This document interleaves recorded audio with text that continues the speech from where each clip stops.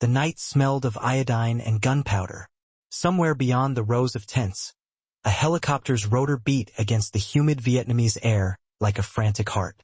The monsoon had not yet arrived, but the air was swollen with it, pressing down on every breath, making the wounded moan louder. Dr. Grace Langford pressed her stethoscope to a soldier's chest, listening for a pulse beneath the noise of artillery. There was nothing. She whispered something to the nurse beside her, her voice calm, almost tender, then reached for her scalpel. The makeshift table wobbled under her weight. The generator lights flickered. Her hands were slick with blood and rain, but they never hesitated. 2 nurses held flashlights close as she cut. The metallic smell of blood mingled with the scent of damp earth and antiseptic. "Clamp," she said, and the nurse obeyed instantly. Another explosion trembled through the ground. The tin walls of the field tent rattled. Somewhere nearby, a young man screamed in pain, but Grace kept her eyes on the incision, on the torn flesh she was trying to save. Her world had shrunk to this square of trembling skin, this fragile human engine she was trying to coax back to life. For a moment the soldier's chest rose, then fell, then nothing. Grace exhaled slowly, her voice barely a breath. Time of death 0243. She stepped back, blood dripping from her gloves, and nodded to the nurses. Next one. There was always a next one. She'd stopped counting the number of bodies months ago. Faces blurred together, boys with freckles, men with wedding rings, young ones who still cried for their mothers. Sometimes, when she finally slept, their eyes followed her into her dreams, wide and glassy, asking her why she wasn't faster, smarter, stronger. But in daylight she was unstoppable. The soldiers called her the Angel of Da Nang. Commanders sent their worst cases to her. They said she had ice in her veins. She didn't correct them. Ice was easier than grief. Her husband, Michael, had been stationed in the same region, a logistics officer who wrote her every night. He told her to be careful, to come home soon, to stop skipping meals. She wrote back when she could, short notes, folded small, sometimes smudged with blood. Still alive. Still working. Miss you. She didn't know that one of those letters would never reach him.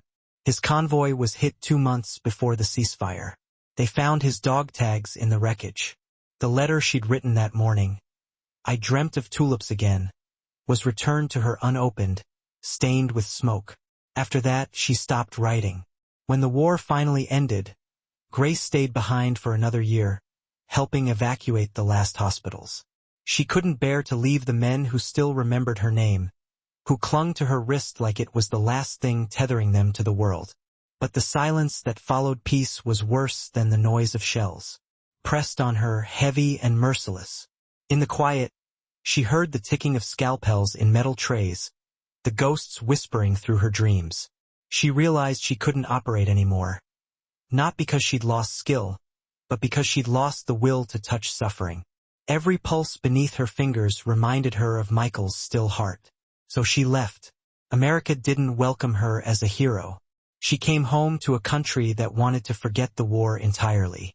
Hospitals didn't know what to do with a woman who'd seen more battlefield surgery than most generals had seen battles. She tried to practice medicine again, but her hands trembled whenever the smell of disinfectant filled the room. During one operation, the sterile light flickered, and for a split second she thought she heard mortars. The sound froze her in place. She couldn't breathe. She dropped the scalpel. The patient lived, but her career didn't.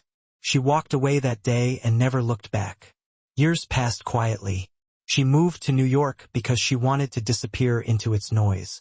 She rented a small apartment in Brooklyn, near a corner where people hurried to work but never stopped to talk. There, she opened a flower stall. It started small, just a wooden cart with faded paint, a few buckets of water, and whatever flowers she could buy wholesale before dawn. She liked the smell of them, their gentleness, their lack of urgency. Flowers didn't scream. They didn't bleed. She found comfort in their silence. Tulips became her favorite. They reminded her of a spring she never saw again, the one she'd written about to Michael. She sold them to strangers and imagined each bouquet as a quiet prayer for someone else's healing. The city grew around her stall.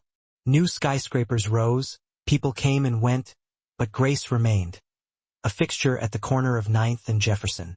Wrinkles deepened around her eyes, but they were kind wrinkles, carved by years of watching people smile when she handed them color. Some mornings, when the fog rolled in, she thought she could almost see the tents again. The flickering lights, the endless rain. She'd shake her head and whisper, "Not today," and return to arranging roses. Once in a while, customers would stop and talk. A young mother with a child who loved daisies. A construction worker who always bought one red rose on Fridays. A homeless man who'd trade a song for a carnation. She never told them who she was. To them, she was just the old flower lady. That was enough. But sometimes, in the distance, she'd hear a siren. The shriek of an ambulance cutting through traffic, and her pulse would quicken, her hands clench around the stems. Old reflexes, old ghosts. She'd stand still until the sound faded, then return to her work, whispering to herself, "You're done saving lives, Grace. Let someone else do it now." Yet deep down, she knew she never truly stopped being a doctor. The instinct never left. It simply slept, waiting. Years slipped by like that. Winter followed fall. Spring returned with its stubborn green. The city aged her gently, forgivingly. She'd long stopped asking what her life might have been. She'd made peace with her solitude. Then, one March morning, she noticed a young man passing her stall every day. Clean white coat, stethoscope slung around his neck, face buried in his phone, always in a rush. He'd glance at her flowers sometimes, but never stopped. Once their eyes met briefly. His were sharp, confident, too confident, she thought. She recognized that look. She'd worn it once herself, before she learned what failure tasted like. "Be careful, boy," she murmured when he vanished into the crowd. Pride has a way of teaching its own anatomy. The rain began that afternoon. A gray drizzle that soaked the city in melancholy. She covered her stall with plastic, humming softly, the tune of an old wartime song. She didn't know it yet, but that young man, the one who never stopped for flowers, would soon crash into her past like a storm tearing through calm water. Their fates, two lines that had once run parallel, were about to intersect at a speed neither could control. The city had a way of doing that, bringing back the things you thought you'd buried. Grace went home that evening, her old bones aching. She brewed tea, sat by the window, and watched the rain trace lines down the glass. In the reflection, she saw not an old woman but the ghost of the surgeon she once was. The woman who'd fought death with trembling hands and refused to lose. Outside, another siren wailed. For the first time in years, she didn't turn away. She closed her eyes, listening. Somewhere inside her chest, beneath the calm, something flickered, like the faint pulse of a heart she thought had stopped long ago. And in that moment, she realized the truth. No one ever truly leaves the battlefield. It just changes shape. The war never ended. It only moved into quieter rooms. Grace sipped her tea, the steam curling like smoke. Down the street, the hospital lights glowed against the rain. A beacon she'd spent her life both running from and longing for. She wondered if the young doctor worked there. She wondered if he knew how much a heartbeat could mean until he heard one stop. Her fingers brushed over the scar on her wrist, the one from a long-forgotten surgery, and she smiled faintly. "Maybe," she whispered, "he'll find out soon enough." The kettle clicked, and the room fell silent again. Outside, thunder rolled. Somewhere, in the distance, tires screeched against wet asphalt, followed by the hollow crash of metal. Grace didn't move. Not yet. But something in her chest tightened. The old instinct coiling, awake. Tomorrow, she thought. Tomorrow always brings someone new to save. The rain fell harder, washing the city clean. And just beyond the window, on 9th and Jefferson, the sound of sirens began again. Urgent, rising, drawing nearer. The sirens rose and fell through the night like the city's own heartbeat. Grace stood at her window, watching red and blue lights flicker against the rain-wet glass. The street below shimmered with reflections, blurring the boundaries between light and water. Somewhere out there, someone was bleeding again, someone was running toward or away from death. The sound should have frightened her, but it didn't. It stirred something older, quieter, deep in her marrow, a reflex that had slept for decades but never died. She whispered a prayer she hadn't said in years. For hands to be steady, for breath to return, for the living to remember the cost of surviving. At the same moment, only a few blocks away, Dr. Ethan Miller was leaving the hospital. His shift had ended an hour ago, but he was still carrying the residue of it. Blood under his nails, the smell of antiseptic in his hair, the echo of monitors that beeped long after he stepped into the rain.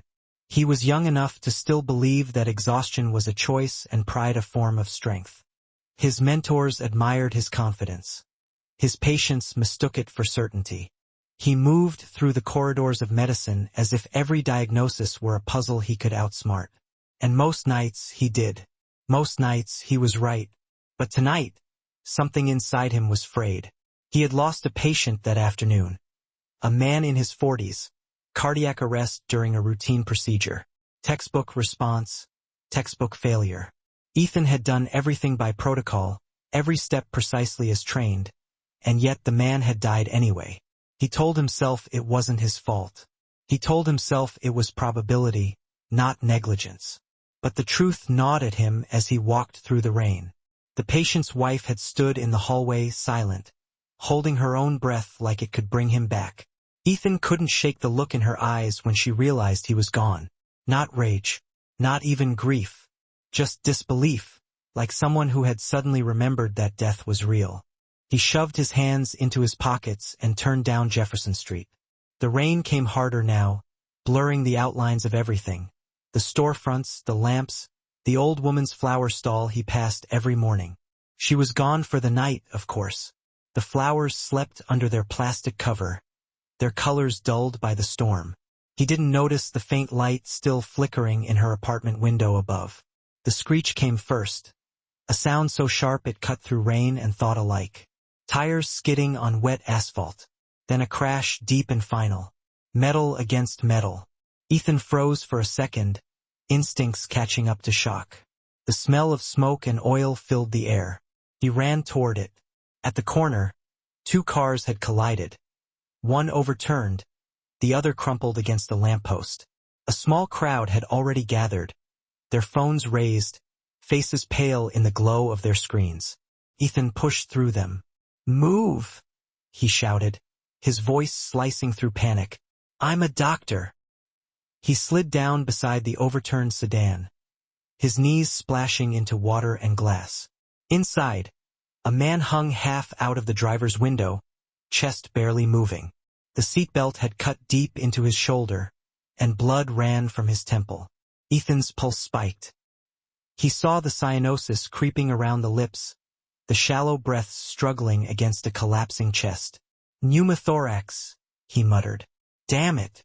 The word came like a diagnosis and a curse. He ripped his jacket open, searched for something, anything, to puncture and relieve the pressure. But he had nothing sterile, nothing proper. "Ambulance is on its way," someone yelled. He didn't look up. "They won't make it in time," he hissed. The man's pulse was fading. Ethan pressed his ear to the chest, listening through the rain. He needed to act now, to decompress, to give the lung room to breathe. His training told him what to do. His conscience told him not to do it here, not without equipment, not on a street full of witnesses. Then, a hand touched his shoulder, light but firm. "Stop," a voice said. The sound was low, weathered, calm in the chaos. Ethan turned sharply. Standing beside him, drenched to the bone, was the old flower lady. Her raincoat clung to her thin frame, her silver hair plastered to her forehead. In her hand, she held something small, an empty plastic flower tube, clear and narrow, like a straw. Her other hand gripped a short folding knife. "He's got air trapped in the pleura," she said simply. "You'll crush the lung if you keep pressing." Ethan blinked at her. "You what? You don't know what you're talking about. Please just step back. I'm trained for this." She didn't move. "So was I," she said. He hesitated just long enough for another breath to rattle out of the man's throat. The gurgle of suffocation. The crowd murmured. The rain drummed harder. Ethan swallowed the surge of fear and pushed her hand away. "I can handle it," he snapped. "I don't need—" The crack of breaking ribs cut him off. He froze. He'd pressed too hard. The man convulsed once, then went still. Ethan's heart lurched into his throat. "Damn it!" he shouted. And that was when she moved. With a speed that defied her age, the old woman, Grace, knelt beside him. Her hands did not shake. She flicked open the knife, made a small incision between the ribs, clean and decisive. Blood spilled into the rain, bright and thin. She slipped the flour tube into the wound, her fingers sure, her movements practiced. For a breathless moment, nothing happened. Then came the soft hiss of air escaping, followed by the rise of the man's chest. Grace pressed her hand lightly against it, feeling the rhythm return, faint but real. Ethan could only stare. The world around them blurred into silence, just the sound of rain and that fragile breath. "How?" he began, but the words broke in his throat. She looked up at him, eyes clear and old. "He'll live," she said, "if the ambulance is fast." Then she wiped her hands on her soaked coat, stood, and stepped back into the crowd. They parted for her without knowing why. No one asked her name. When the paramedics arrived, they took one look at the improvised chest tube and froze. "Who did this?" one of them asked. Ethan opened his mouth, but the old woman was gone. The sirens swallowed her.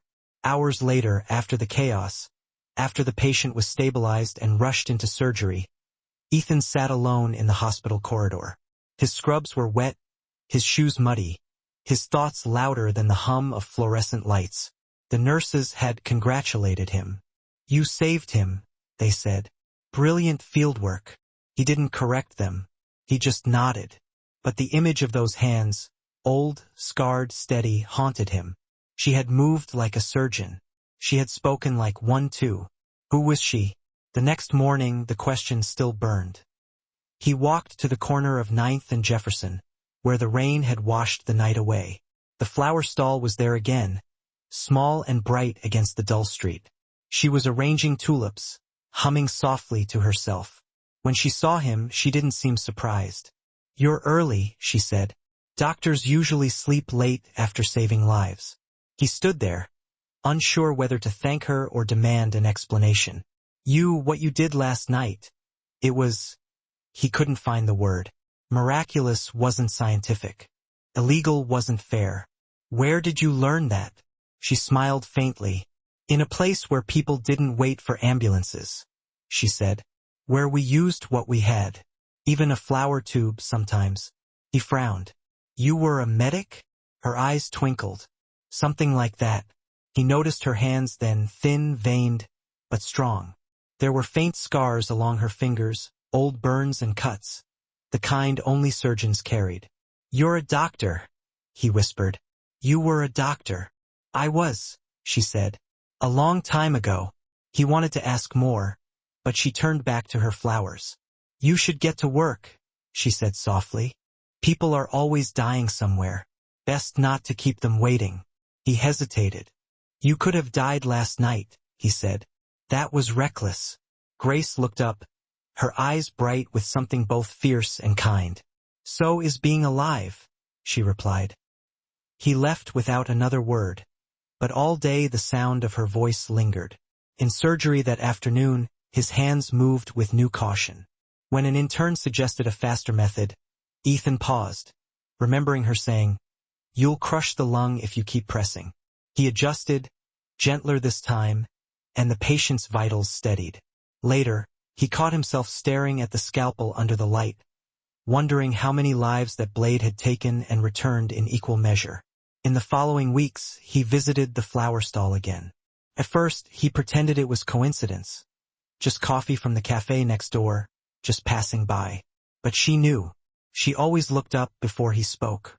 They talked about small things, the weather, the smell of spring, the stubbornness of tulips. Eventually, he asked about the war, about the past. She told him fragments. Field hospitals, the constant noise, the letters she never finished. She never mentioned names. One morning, she said, "You remind me of someone I once knew." He thought he could outsmart death too. What happened to him? Ethan asked. She smiled sadly. He learned that sometimes death outsmarts you. And that's not always failure, it's just the price of trying.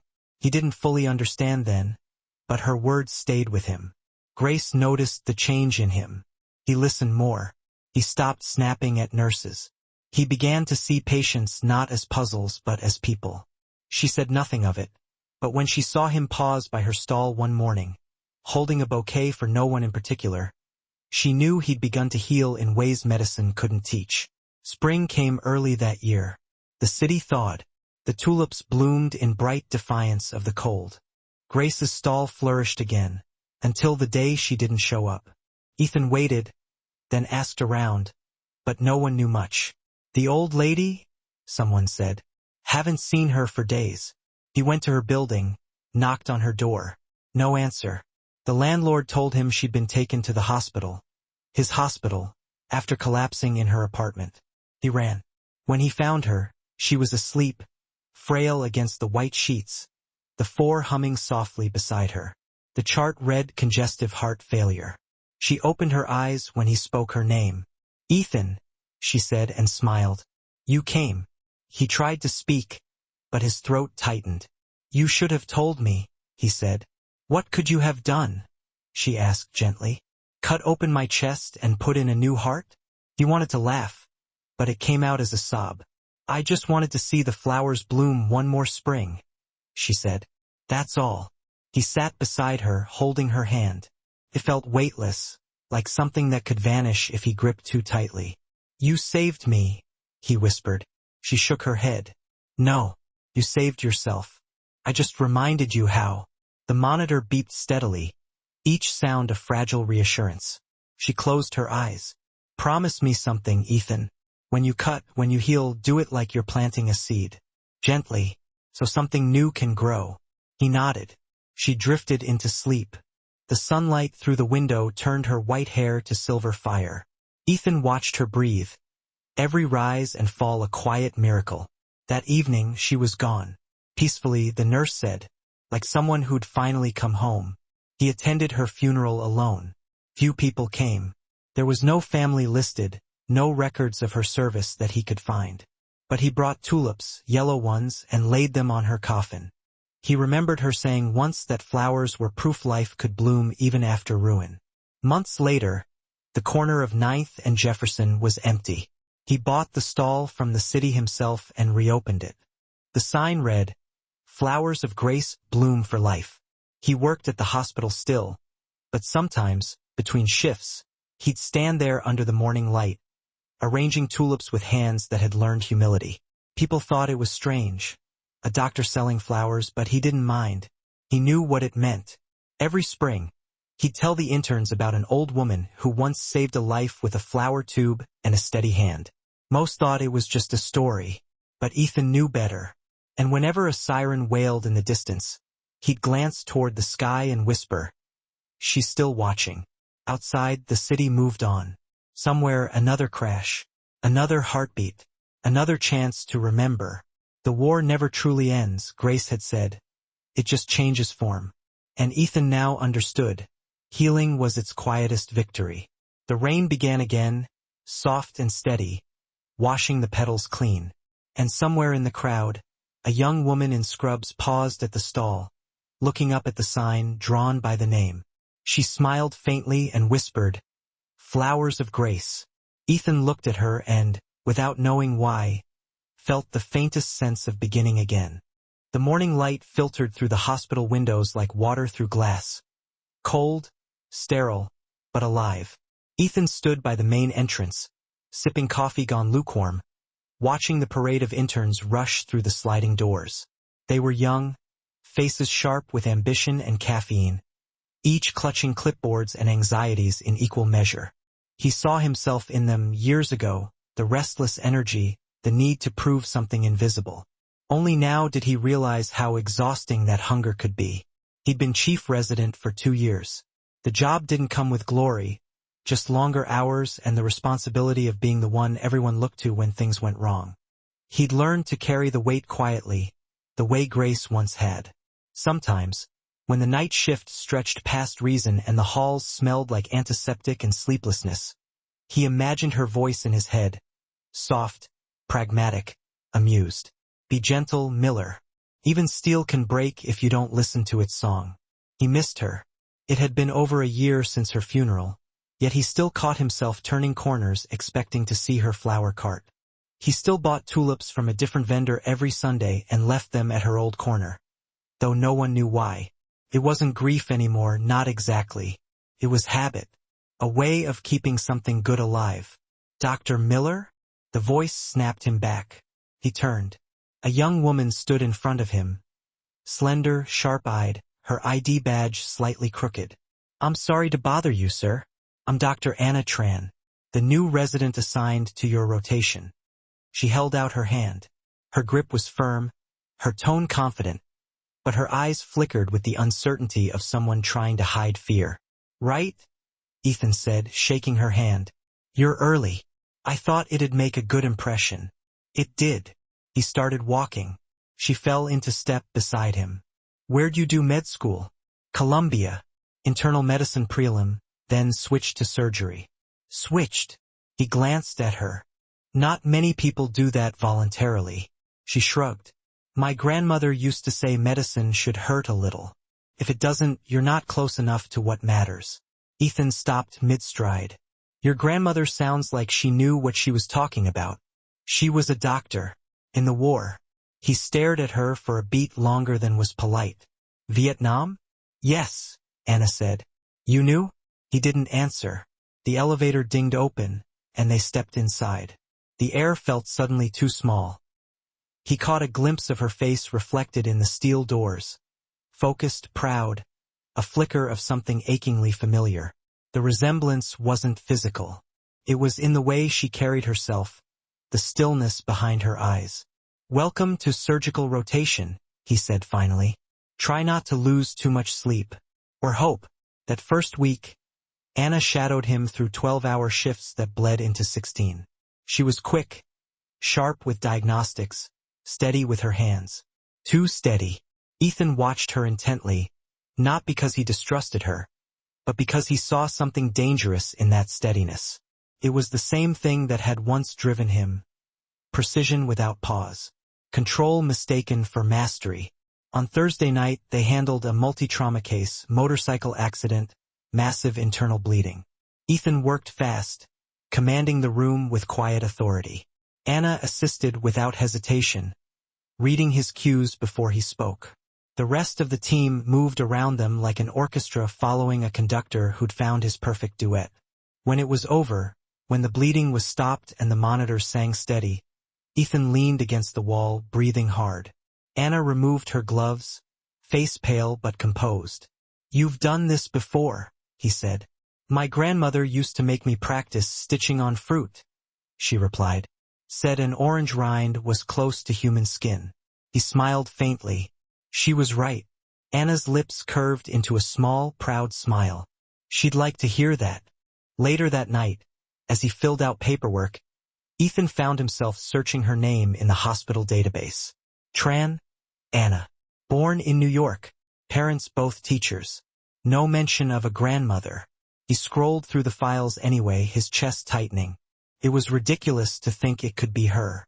Grace never mentioned family. But then, Grace never mentioned many things. The next day, between surgeries, Ethan passed the flower stall near the corner of 9th and Jefferson. The one he'd bought and renamed after her. The vendor was a teenager now, a college kid working part-time. The tulips were bright that morning, sunlight catching in their petals like flame. He bought a small bouquet, as he always did, and carried them back to his office. He didn't know why he was thinking about Grace so much lately. Maybe because of Anna. Maybe because he could feel her influence slipping through the cracks of time. When Anna knocked on his door later, he looked up from his notes. Come in. She hesitated before sitting. Dr. Miller, can I ask you something? You keep flowers in your office. I don't mean to pry, it's just unusual for a surgeon. He smiled. They were a gift. From someone who saved my life once. She must have meant a lot to you. She did. He leaned back.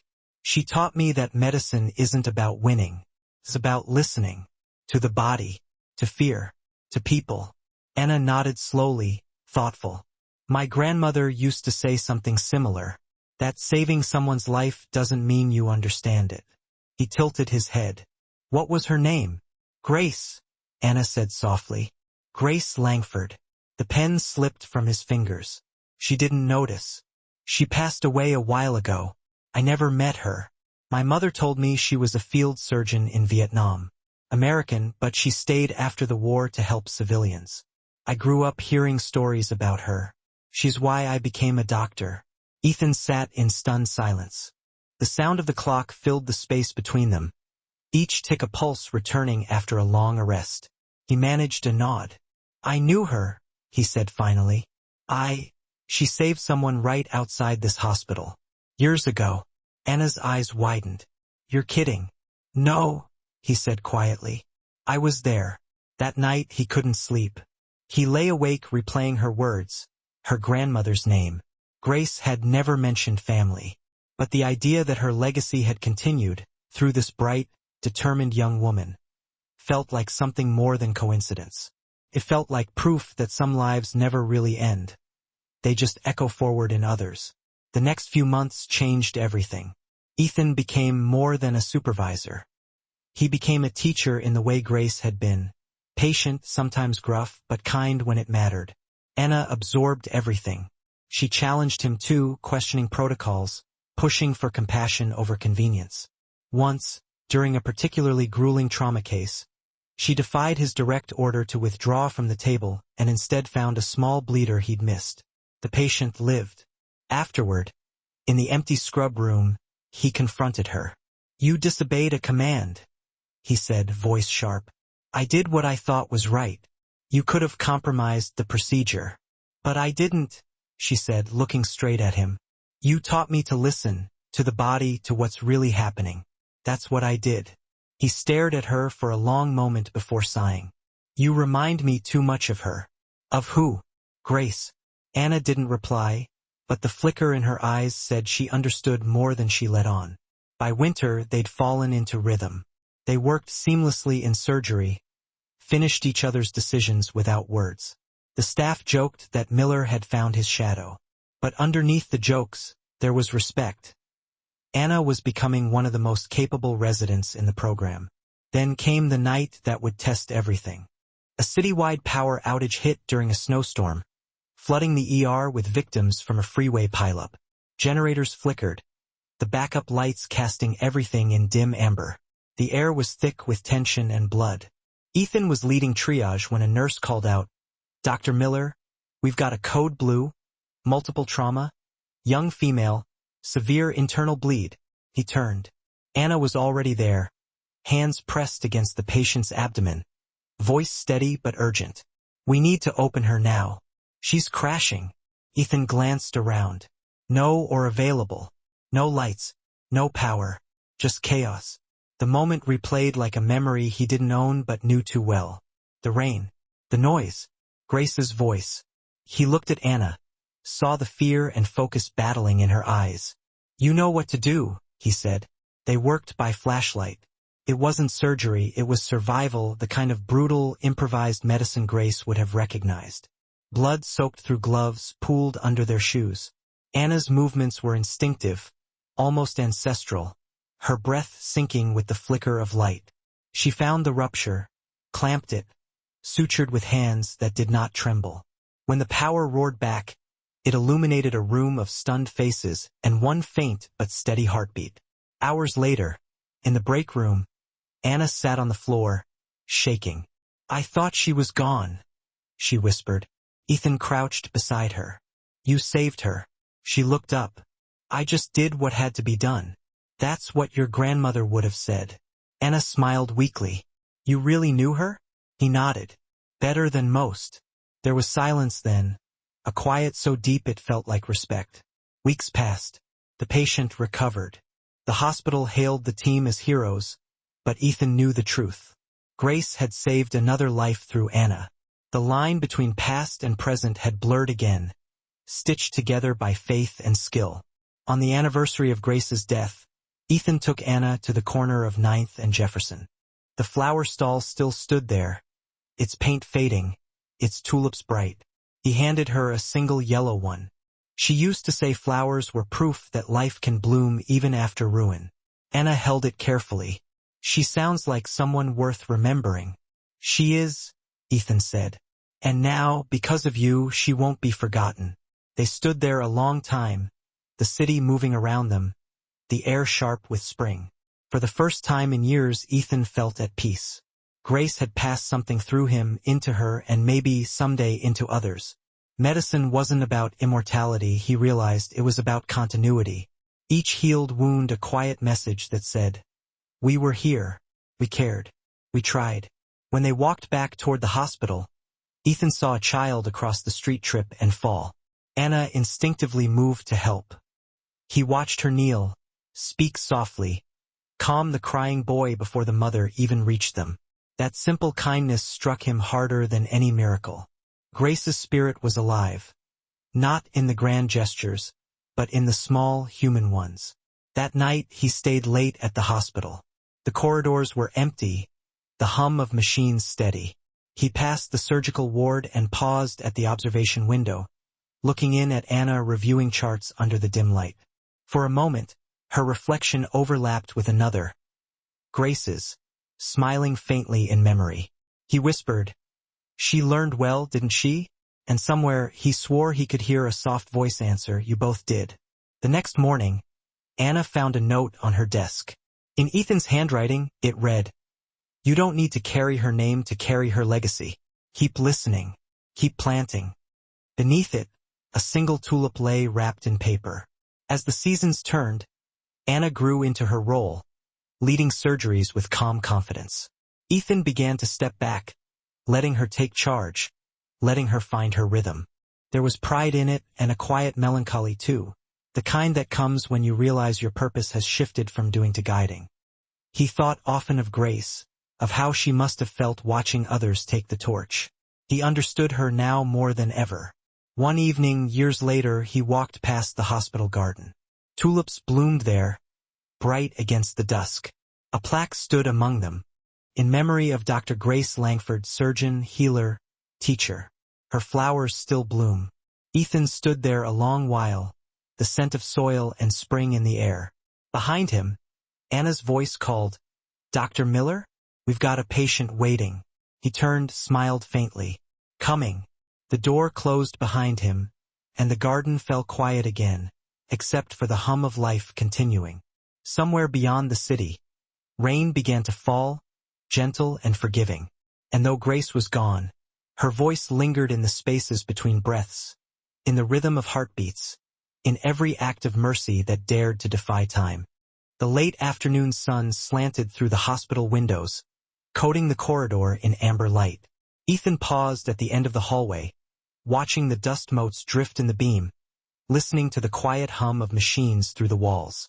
The day had been long, but not remarkable. Routine surgeries, check-ins, charts. Yet something in the air felt heavy, the way it does before a storm that hasn't made up its mind whether to break.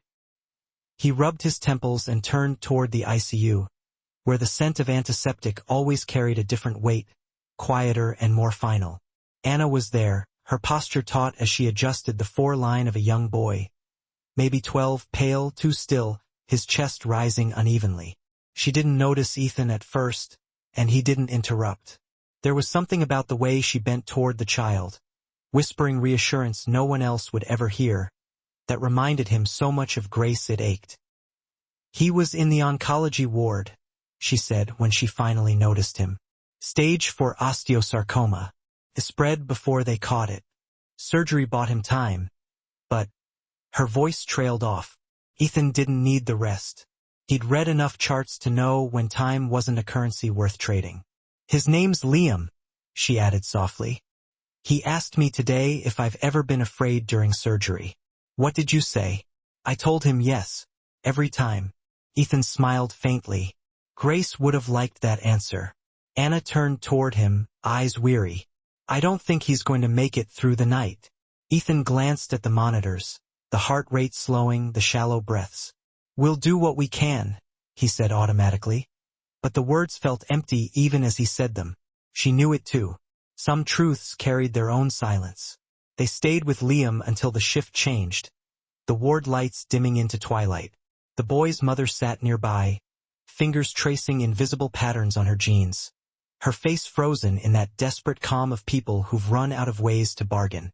At one point, she looked up at Ethan. "He wanted to be a doctor," she said. "Said he wanted to fix the world the way you do." Ethan had no answer for that. Later that night, he stood by the window in the residence lounge, city lights blinking far below.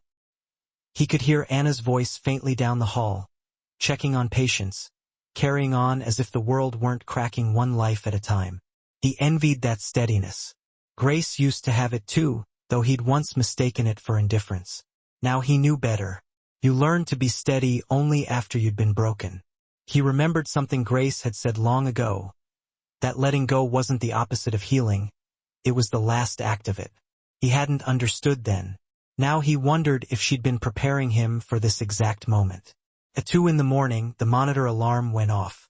Anna was already in the room when he arrived, pressing her hand to the boy's chest. "He's coding," she said, voice flat. Ethan started compressions, counting, waiting for the rhythm to return. The nurses moved in sync, adrenaline sharp in the air. But after 20 minutes, the silence that followed was absolute. The line on the monitor flattened into an unbroken horizon. The mother's sob filled the room. Ethan stepped back, heart hammering. He'd seen death 100 times, but this one hit differently. Maybe because Liam was so young, maybe because Anna was standing there with tears streaking her mask, maybe because for the first time in years he felt utterly powerless. He removed his gloves slowly. "Time of death, 2:43 a.m., he said, the words tasting like iron. He caught himself staring at the number, 2:43, the same time Grace had once called out decades ago in another tent, another war. When the room finally emptied, he sat beside the bed. The boy's face was calm now, the struggle gone. He reached out and adjusted the blanket, a gesture he'd seen Grace do after losing someone, small but sacred. He whispered, "You did well, kid." Though he wasn't sure who he was comforting. Anna appeared in the doorway. Her voice was barely there. "I thought I could save him." "So did I." She stepped closer, her expression breaking open. "What are we even doing, Ethan? All this training, all the science, and we still lose." He met her eyes. "That's the job." She shook her head. "No. That's the lie we tell ourselves so we can keep going." He didn't argue. She was right and she needed to say it out loud. He remembered saying the same thing to Grace once, angry after his first failure. Grace hadn't comforted him then either. She'd simply handed him a cup of tea and said, "Then keep going anyway." "Go home," he said quietly. "You've done enough for today." But Anna didn't move. "You're staying?" "I'll sign the papers." "Someone should." She lingered for a moment longer, then nodded and left. The door clicked shut, leaving Ethan alone with the sound of machines powering down. By morning, the hospital woke again, oblivious to the absence it now carried. Ethan handed over the chart to the attending physician and walked out into the gray dawn. The streets were slick with dew, the air heavy with the metallic scent of rain that hadn't yet fallen. He walked without destination until he found himself at the tulip garden. The flowers were just beginning to open, fragile and defiant. He crouched down, tracing the edge of a petal with his thumb. "How did you do it, Grace?" he murmured. "How did you watch them die and still believe in life?" The wind answered with the soft rustle of leaves. He stayed there until the first rays of sun cut through the clouds, staining the world gold. When he returned to the hospital, Anna was already there. Her eyes were red, but her posture was firm. She handed him a file. "There's a donor match," she said. Liam's parents agreed to organ donation. Ethan looked up sharply. She swallowed. His heart's going to a 12-year-old girl in Queens. His corneas to a baby born blind. He felt something loosen inside him, a breath he hadn't realized he'd been holding. "You did that?" She nodded. His mother said it's what he would have wanted. For a long moment Ethan said nothing. Then softly, "Grace used to say flowers don't die. They just change form." Anna smiled faintly. That sounds like her. That afternoon, during the transplant, Ethan assisted another team in prepping the recipient. The girl was small, her body fragile under the sterile sheets. As they began the procedure, he caught himself murmuring the same prayer Grace once had. Steady hands. Quiet heart. When the pulse returned, when the monitor beeped steady and strong, he felt tears prick his eyes. Afterward, he stood outside the ICU, watching the girl's mother hold her hand through the glass. Anna joined him. "It doesn't make it fair," she said. "No," Ethan replied, "but it makes it matter." That night, he couldn't shake the image of Grace standing in the rain all those years ago. The way she'd pushed him aside to save a man with nothing but a flower tube. He finally understood what she'd meant. Sometimes the act of saving isn't about victory, it's about mercy. Days passed, then weeks. Liam's parents sent a letter to the hospital, thanking the staff. Ethan didn't reply, but he carried the letter folded in his coat pocket. Whenever he touched it, he felt the quiet hum of something larger than grief, something like grace. He began teaching a seminar for young residents. The art of letting go. It wasn't official, just stories and coffee in the break room, lessons that couldn't be found in textbooks. Anna co-taught with him, adding her own insight. Sometimes, she'd tell them, saving a life means knowing when to stop fighting. They listened. Some took notes. Most didn't understand yet. They would one day. On the anniversary of Liam's death, Ethan returned to the garden again. The tulips were in full bloom, a riot of color against the gray city. Anna met him there carrying a single white rose. "For Liam," she said, placing it among the tulips. "For Grace," he added, placing another beside it. They stood in silence, letting the wind move through the flowers. After a while, Anna spoke. "Do you ever think about leaving? Doing something else?" Ethan smiled. "Every day. But I think this is where I'm supposed to be.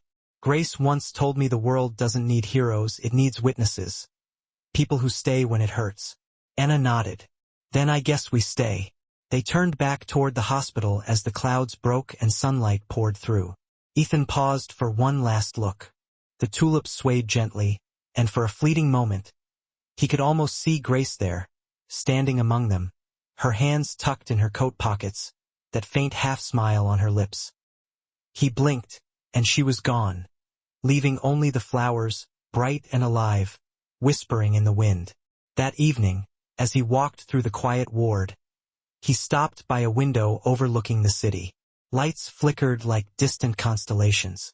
He realized something then, that silence wasn't absence. It was memory, still breathing in the spaces between sound. He whispered, "Thank you," though he didn't know if it was to Grace, to Liam, or to the world itself.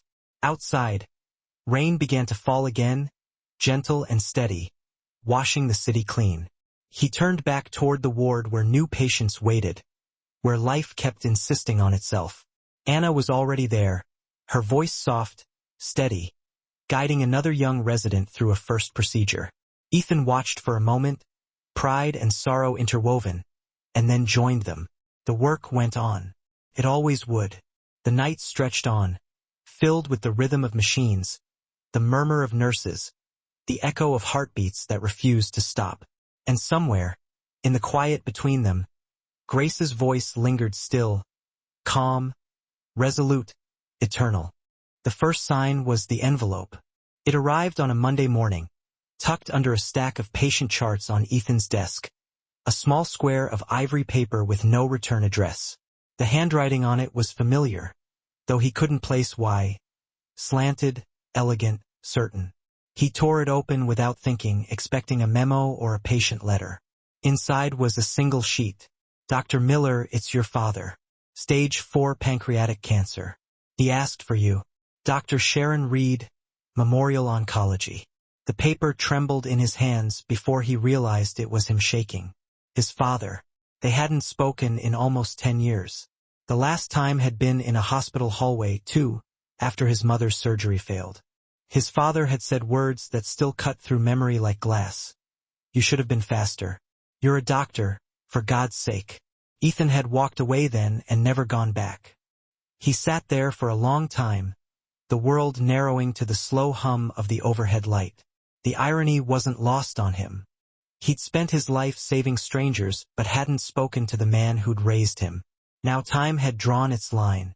When he finally moved, he didn't think. He just went, out of the office, down the corridor, past the cafeteria where nurses chatted over coffee, past the garden where tulips bent under the morning breeze. Anna saw him from the elevator and called his name, but he didn't stop. By the time she reached the door, he was gone. Memorial Hospital was only 6 blocks away, but it felt like another continent. The air smelled different there. Quieter, heavier, steeped in antiseptic and regret. He found the room easily. The nameplate read Arthur Miller in neat black letters. Inside, the room was dim. A man lay on the bed, thinner than memory, skin parchment against the white sheets. His eyes fluttered open as Ethan stepped in. For a moment, neither spoke. Then his father's voice came, rasping, brittle. "You look older." "So do you," Ethan said. Arthur gave a dry, cracked laugh. Touché. Ethan sat beside the bed. The monitors beeped softly, the numbers telling a story he didn't want to read. "How long?" he asked. "Too long," his father said. "They caught it late. The kind of late even God won't bargain for." Ethan tried to find something to say. A question, an apology. But the words stuck. He'd told countless families that death was inevitable, that acceptance was mercy. Now that mercy felt like cruelty. Arthur turned his head toward him. "You still at St. Luke's?" "Chief surgeon." "Good. You always wanted to be better than me." "That's not fair." "Life rarely is." They fell into silence again, the kind that filled rooms where love had gone unspoken too long. Ethan studied his father's hands, once strong, now trembling, and remembered the same hands teaching him how to tie a knot, how to fix a bicycle chain, how to be precise. The man who'd taught him control had become fragile as a child. He stayed for an hour, maybe 2. When he left, his father was asleep, his breathing shallow. Outside the room, Dr. Reed stopped him. "He's got weeks, maybe less.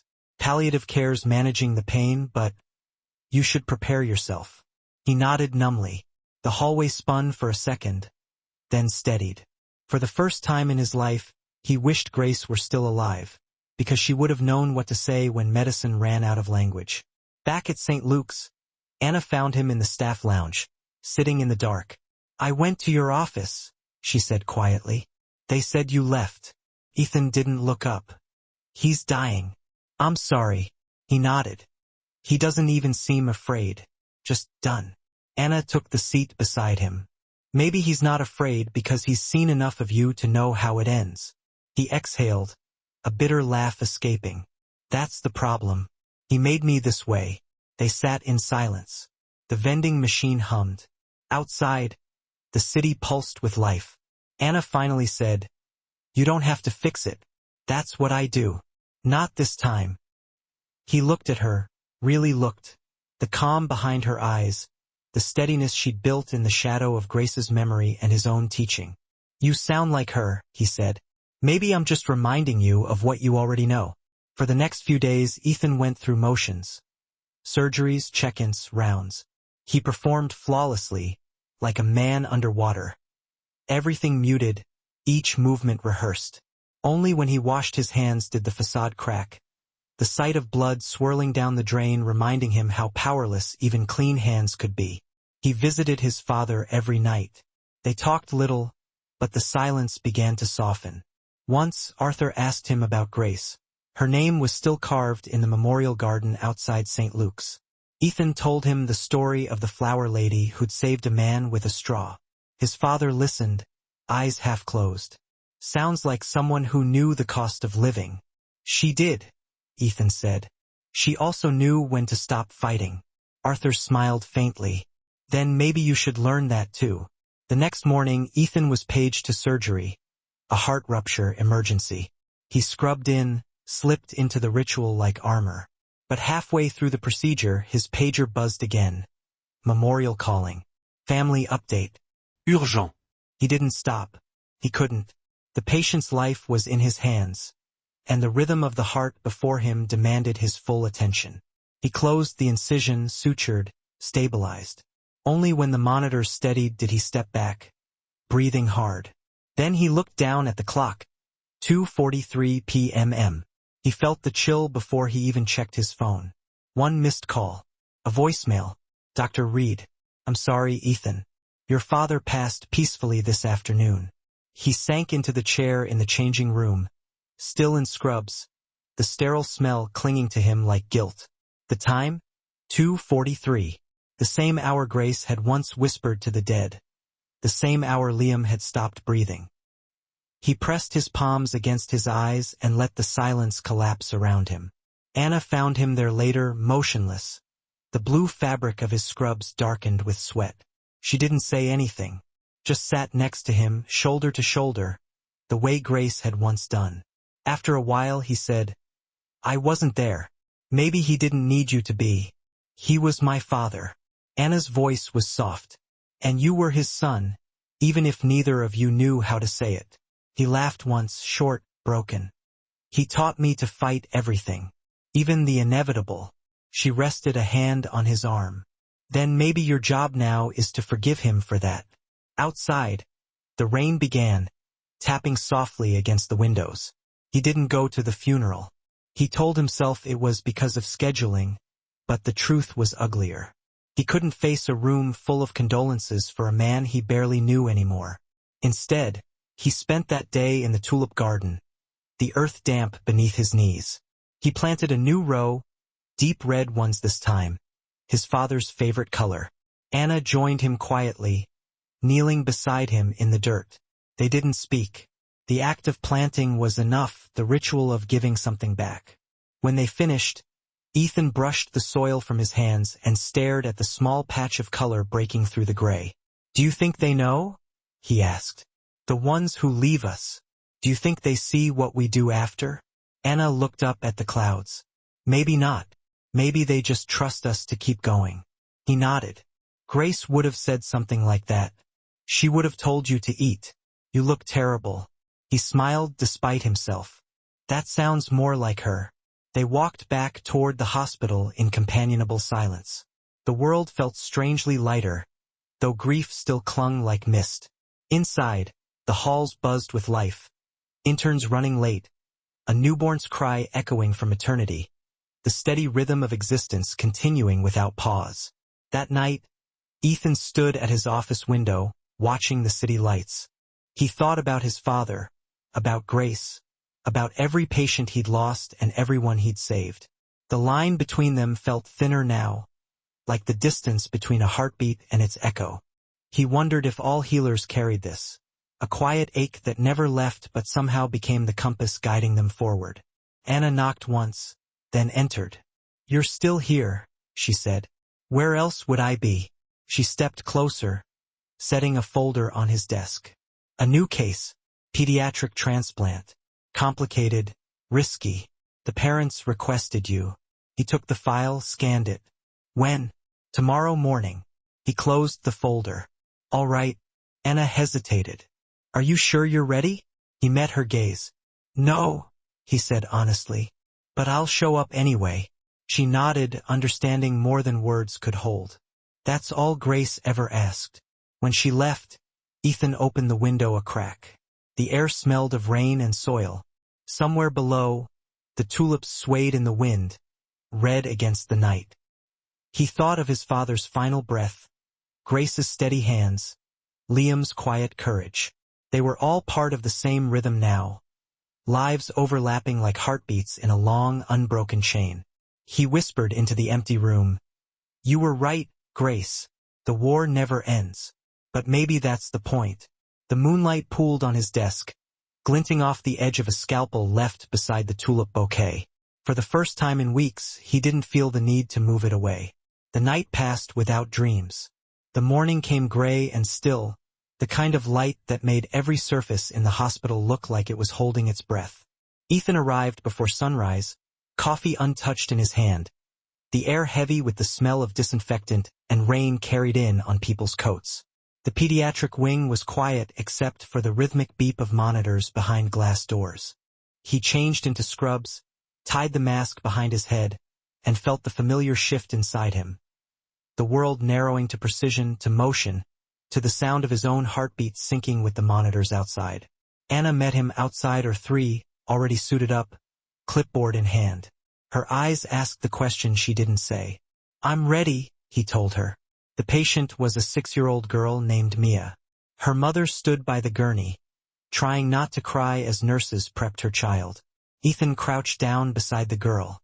"Hey, Mia," he said softly. "I'm Dr. Miller. We're going to fix that heart of yours." She looked at him sleepily, the anesthesia mask half pressed against her face. "Will it hurt?" "Only a little at first," he said. "But afterward you'll be able to run again. Maybe even dance. Promise?" He smiled behind the mask. "Promise." As they wheeled her into the operating room, the lights brightened to an almost blinding white. The team moved like choreography, nurses adjusting drips, anesthesiologists checking vitals, instruments laid out in perfect symmetry. Ethan stood at the head of the table, gloved hands hovering just above the sterile field. "Scalpel," he said. The first incision broke the stillness. The room filled with the sound of suction, beeping, whispered commands. Hours passed in increments of seconds. Anna assisted, calm and precise. Sweat pooled beneath their caps. Outside, the storm began again, wind brushing against the tall glass windows of the OR. Halfway through the transplant, the graft began to fail. The new heart wasn't perfusing properly, blood pressure dropping, oxygen saturation nosediving. Ethan felt the old panic rise, cold and electric. "Clamp!" he barked. "Increase perfusion to 80. Anna followed instantly. "She's losing rhythm," she said. He pressed his gloved fingers against the fragile organ, feeling its trembling resistance. He could almost hear Grace's voice in his head. "Be gentle. The heart remembers fear. Come on," he whispered, not to the team, not even to the girl, but to life itself. "Come back." A minute passed, then another. The monitor flatlined. For a moment, time stopped. The room filled with the high, shrill tone of failure. Ethan's stomach clenched. Memory overlapped. The tents, the boy, his father, Grace's calm face in the storm. He wanted to scream. Then Anna's voice broke through. "Ethan, look!" A faint blip. Another. Then a rhythm. Slow, uncertain, but alive. The air seemed to rush back into the room. Ethan exhaled, hands trembling only now that the danger had passed. "Stabilize her. Keep the pressure steady." When it was over, Mia's new heart beat strong and even. The team broke into quiet relief. Ethan stepped away, stripped off his gloves, and leaned against the wall, his chest heaving. Through the observation window, he could see the girl's mother collapsing into tears of gratitude as the nurses told her the surgery had succeeded. He didn't feel triumph, only a strange, fragile peace, the kind Grace used to describe as the sound after thunder. Anna joined him in the hallway. "You did it," she said. "We did," he corrected. She studied him for a moment. "You look like you've been carrying ghosts." He gave a tired smile. "I think they carried me this time." That night, after the hospital quieted, he visited the recovery ward. Mia slept, her small chest rising evenly beneath the blanket. Her mother dozed in a chair beside her, one hand resting on her daughter's wrist. Ethan stood there longer than he meant to, the rhythmic beep of the monitor blending with the faint rain outside. He whispered, "Hold on to this one, Grace. She earned it." In the reflection on the glass, for just a heartbeat, he thought he saw Grace standing beside him, her worn coat, her patient eyes. Then a nurse walked past, and the image dissolved. He went home close to dawn. The apartment felt unfamiliar, too quiet. He poured himself a drink and sat by the window. The city was still wet from the storm, traffic lights blinking on empty streets. He took out his father's pocket watch, the one the nurse had given him after the funeral, and wound it for the first time. Ticked softly, steady and precise. He placed it next to a small vase of tulips on the table. The rhythm of the clock and the flowers swaying in the draft seemed to fall into the same tempo as Mia's heartbeat in his memory. He realized then what Grace had meant by witnesses. Maybe doctors weren't meant to conquer death. Maybe they were just meant to listen to the music of life long enough for someone else to hear it. The next morning, he found Anna on the hospital roof, coffee in hand, hair pulled back against the wind. She looked at him with that same mix of admiration and worry he'd once given Grace. "You look better," she said. "I slept." "Liar." He smiled. "A little, then." She turned toward the skyline. "Do you ever wonder how she'd feel seeing all this? The world she left behind? I think she'd say we did okay. She'd probably scold you for skipping meals." "Undoubtedly." They laughed softly, the sound carried away by the wind. For a while they stood without speaking. The hospital rooftop offered a rare quiet in the city, a place where sirens were just distant memories. Ethan felt the tension drain from his shoulders. Below them, the tulip garden glowed faintly in the early sun. Anna glanced sideways. "You're not planning to retire, are you?" He considered it. "I was. But maybe not yet. There's still something left to teach." She nodded. "Good. Because I'm not ready to stop learning." He looked at her, seeing not the resident she'd been but the surgeon she was becoming, steady, fierce, kind. Grace's legacy living forward. When they went back inside, the day began like any other. Alarms, charts, footsteps echoing in corridors. But the air felt lighter somehow. Life, though fragile, persisted. That evening, as Ethan prepared to leave, he passed the pediatric ward one last time. Mia was awake now, drawing on a piece of paper. She saw him and waved. He stepped inside. "Hey, Doc," she said. "I drew you something." He took the paper carefully. It was a picture of a man with flowers growing from his hands. "That's me?" he asked. "Aha. Mom said you make things live again." He swallowed the lump in his throat. "Sometimes. But the flowers do most of the work." She grinned. "You're funny." He left the room with the drawing folded neatly in his pocket. Outside, the evening light spilled across the floors, gold and forgiving. He felt the warmth of it settle in his chest.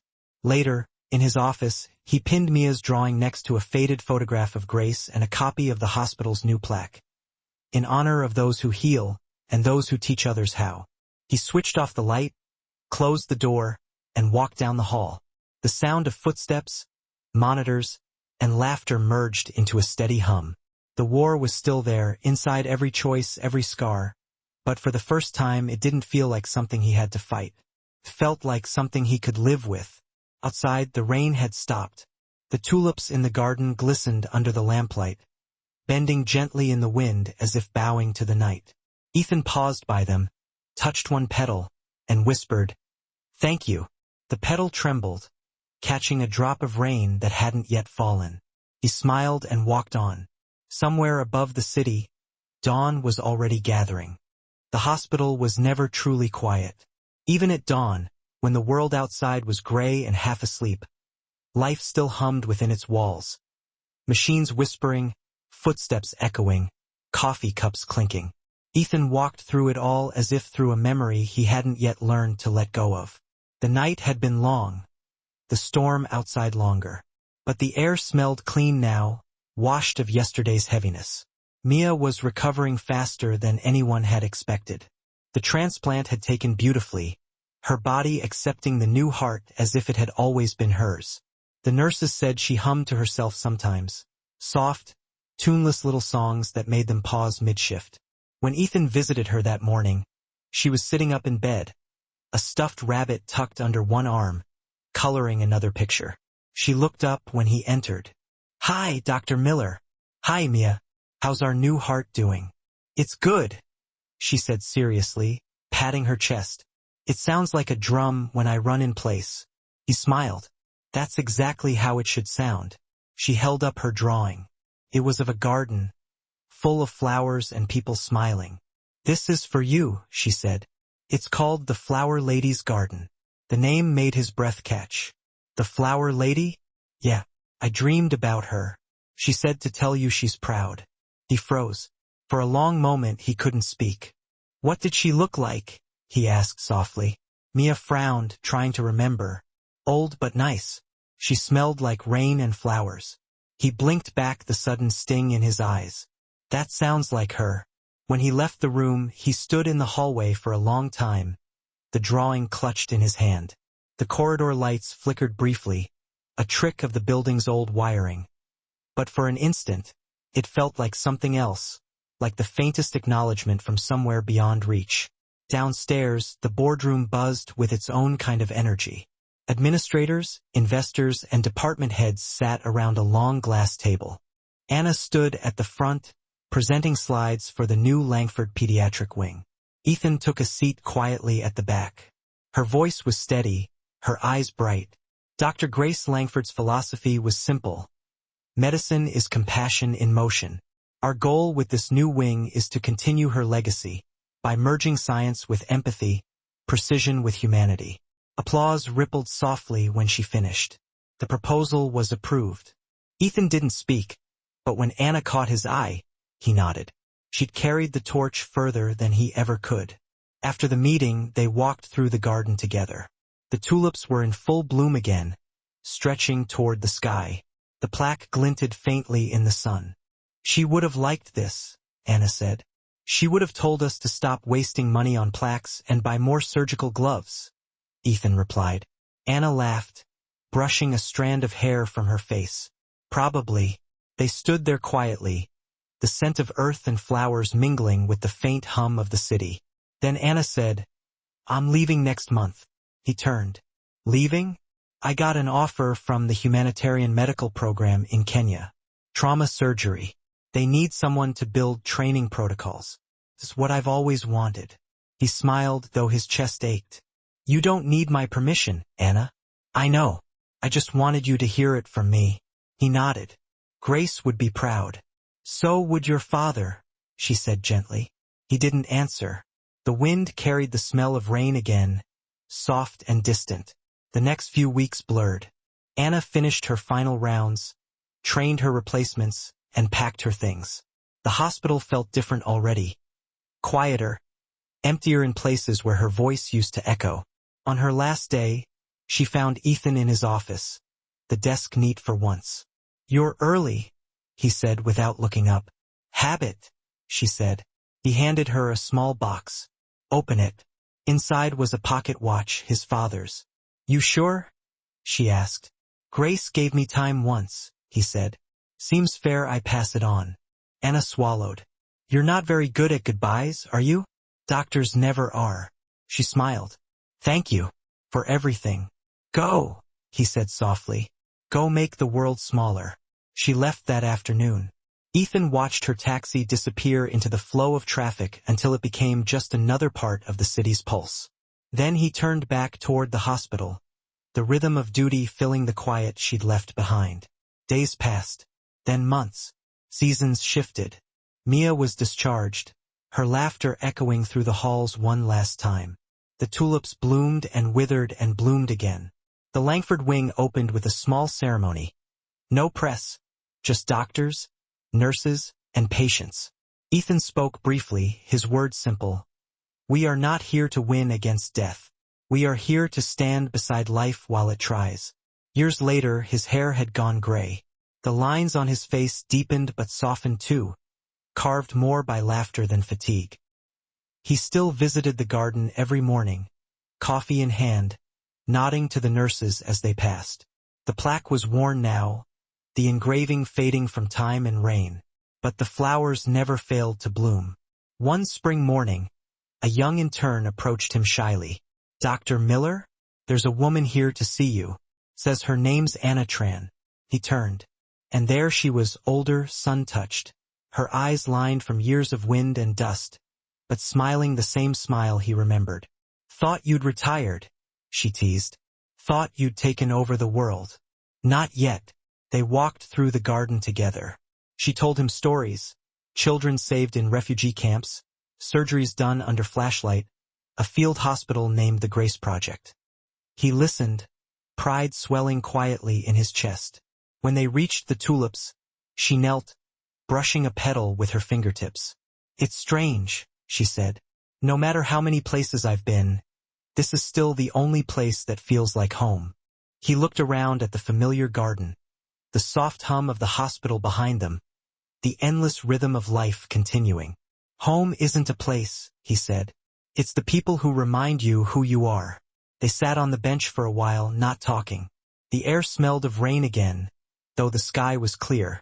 Ethan closed his eyes, letting the breeze move through him. When he opened them, he saw something at the far end of the path. An old woman standing among the flowers, her coat flapping softly in the wind. She smiled, eyes kind, hair silver as moonlight. Grace. Anna followed his gaze, but when she looked, the figure was gone. He exhaled slowly, a quiet laugh escaping. She never could resist dramatic timing. Anna smiled. Do you think she's proud of us? He looked at the flowers swaying gently. I think she's at peace. They stayed until the sun began to set, the light turning everything gold. The city beyond the garden blurred into soft motion, a world still moving, still healing. Ethan felt the weight of years lift from his shoulders. Later that night, he returned to his office, the same one Grace once visited decades ago, before he knew what humility was. He sat at the desk, pulled out Mia's old drawing, now faded but intact. The garden, the flowers, the smiling figures. He traced the crayon lines with his thumb, then pinned it next to a photograph Anna had sent years ago from Kenya. A group of children holding surgical masks like trophies, laughing under a hand-painted sign. We are Grace's garden. He leaned back in his chair, eyes closing. For a long while, there was no sound except the steady hum of the hospital and the beating of his own heart. He thought of Grace, her hands steady under fire, her quiet strength, her gentle defiance of death. He thought of Anna, her courage, her stubborn compassion. He thought of his father, of Liam, of every life that had passed through his own like rivers feeding the same sea. When he finally opened his eyes, dawn had begun to creep across the skyline, painting the world in pale gold. He stood, walked out of the office and down to the garden one last time. The air was cool, the tulips closed against the chill. He poured a bit of his coffee into the soil, an old habit, a silent offering. Thank you, he whispered, for staying. The first light touched the plaque, glinting off Grace's name. The flowers stirred, petals opening slowly as if waking from a dream. He felt the same quiet peace he'd seen once on her face. Not victory, not surrender, just acceptance. Life as it was. He smiled, a small, tired, genuine smile, and turned toward the hospital doors as the sun rose fully behind him, flooding the garden in light. Somewhere, carried by wind or memory, he almost thought he heard her voice again. Soft, amused, eternal. Keep planting, Ethan. Keep listening. He didn't look back. He didn't need to. The flowers were blooming.